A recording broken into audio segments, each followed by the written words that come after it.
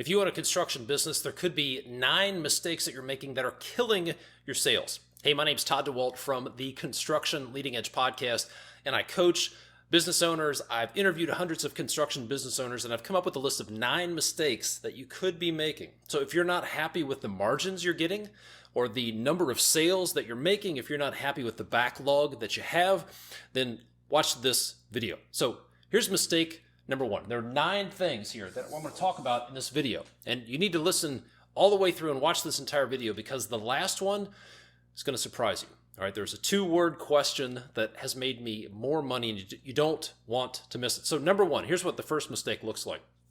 You total up your estimate, you get down to the bottom line, you look at that subtotal, and you immediately think, that's an amazing deal. They're going to sign up for that in a heartbeat, right? No. If you're like 90% of the people I talk to, they look at that bottom line number and their immediate response is, that's too high. They're never going to pay that. I can't give them that estimate. And if you're like most people, you get into a bidding war with yourself before you even show that number to your prospect. So mistake number one is getting into a bidding war with yourself. Number 2 is this interesting psychological thing that we use against ourselves called anchoring. Here's the deal.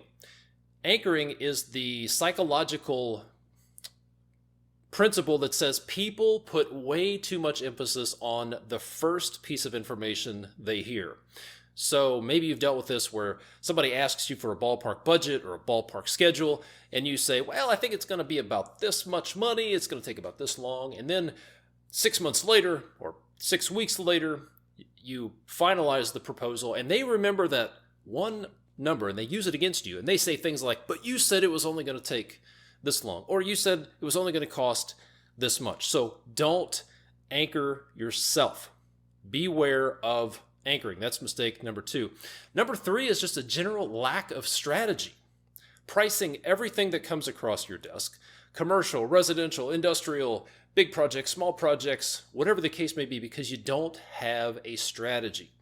You need to be clear on the type of work you want to do, the type of clients you want to work with, where you want to do that work, and have a strategy. So another way to say this mistake is people have a speech impediment. They can't say no to opportunities.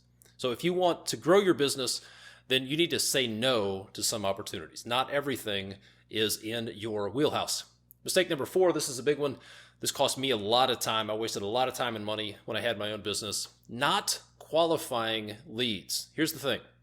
Not everybody gets an estimate from you. Prospects get estimates. Leads do not. You may be wondering, what's the difference?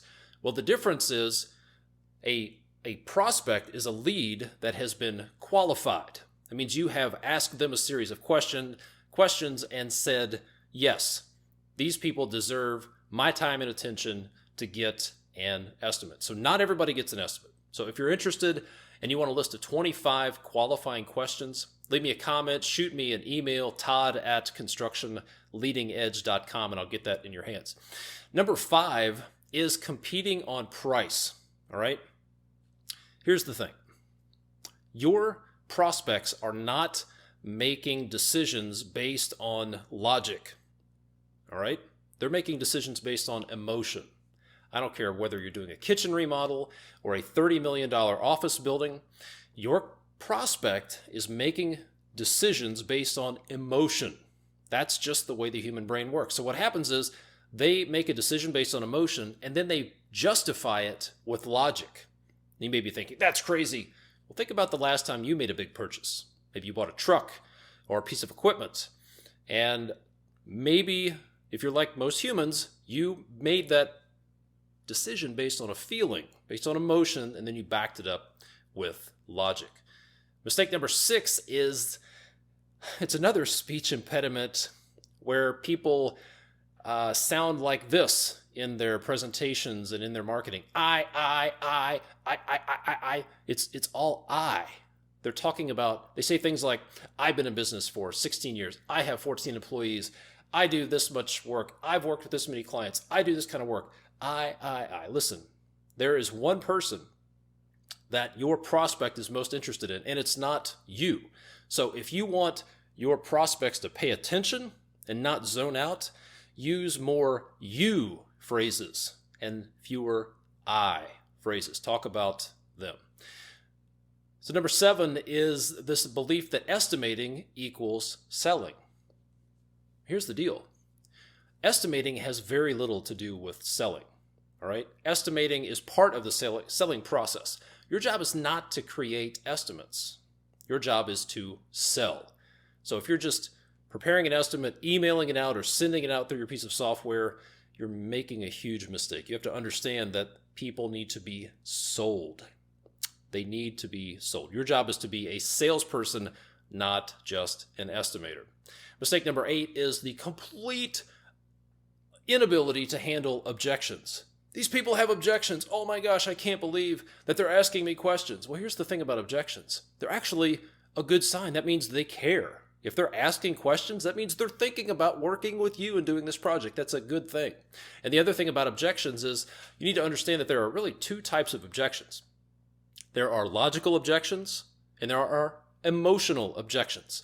And if it's an emotional objection, you need to respond with emotion. If it's a logical objection, you need to respond with logic. If they're saying things like, I just don't feel good about it, or I don't have a good feeling, then coming back to them with schedule dates, data, pricing, it's not going to solve it. They need to have a conversation about their feelings. Understand that this is an emotional process. And then number 9, I mentioned the 2-word question that has made me more money than any other 2 words.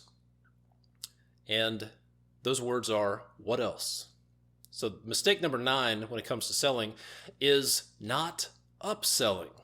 I'm not talking about being sleazy, but I'm talking about asking your client after they've decided that they're going to do the project, and while there's still time to incorporate changes, asking the question, what else can we do? What else are you thinking about while we're here? What else can we do for you? So there you go. 9 mistakes that could be killing your sales. And I'm telling you, if you're like most of the people that I've worked with, if you make a few simple adjustments, then, and if you eliminate fear and stop anchoring yourself when you put together your estimates, if you'll develop a sales strategy about the type of work you want to do and the type of people you want to do it for, if you will qualify your prospects, if you will start selling to the emotional part of the brain, stop talking about you, start talking about them, understand that selling is not the same as estimating. If you can start dealing with objections and being ready for them, and if you'll start upselling, if you're like all the other people I've shared this content with, my coaching clients, people who listen to my podcast, you will see great results. So I'm Todd from ConstructionLeadingEdge.com. Be sure to check out the Construction Leading Edge podcast for more stuff like this. Leave me a comment. Let me know what you think.